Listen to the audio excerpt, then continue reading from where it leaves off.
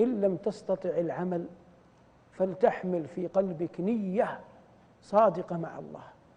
مع كل خروج لك من بيتك لا يكن همك إلا الله.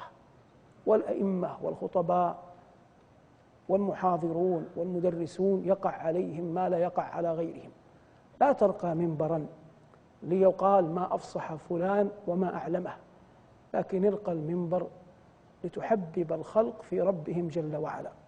لا تخطو إلى المسجد وفي نفسك أن يغيب من يصلي لعلك أن تصلي مكانه، بل اخطو إلى المسجد عل الله أن يمحو عنك ذنبك بصلاتك.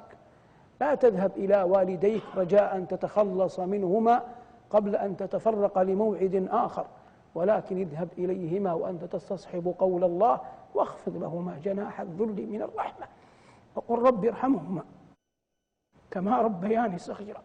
لا تخرج من بيتك إلى عملك وقد بيت قبل أن تخرج أن تؤذي فلانا، فقد والعياذ بالله تموت قبل أن تؤذيه، فلا أنت الذي آذيته ولا أنت الذي قابلت الله بنية طيبة. لكن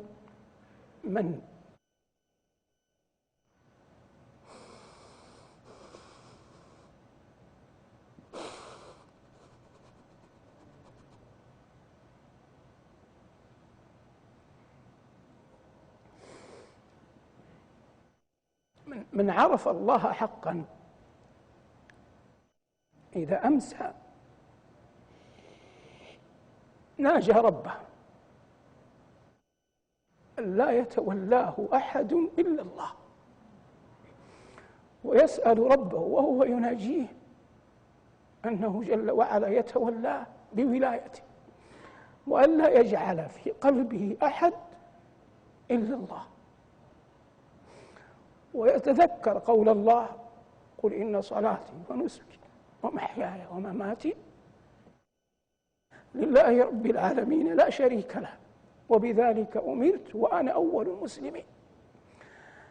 فإن استودع الإنسان ربه دينه وسأل الله أن يحفظه وأن يسلم الناس من شره ولسانه، وأن يوفقه الله لصادق القول، ودعا الله بنية صادقة، فالله أجل وأكرم من أن يضيع من لجأ إليه.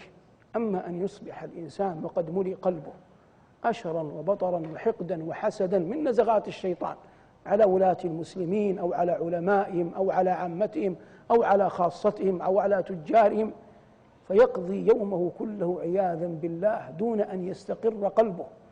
لكن من عرف الله حقا أوكل نفسه روحا وجسدا إلى ربه جل وعلا، ووجد في لذة السجود له في الليل طريقا إلى أن يستدر به رحمة خالقه جل وعلا.